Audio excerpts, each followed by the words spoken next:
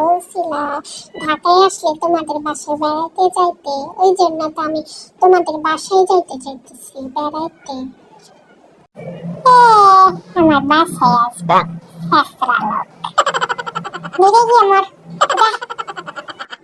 তুমি কি কিছু বললা আমারে? কই না তো কিছু বলি নাই।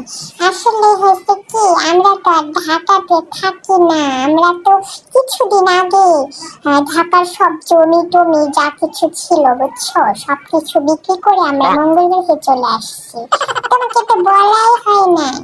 আমরা তো এখন মঙ্গল গ্রহে থাকি, ঢাকায় তো থাকি না আমরা। ও, তোমরা মঙ্গল গ্রহে গেছো? আগে বলবা না।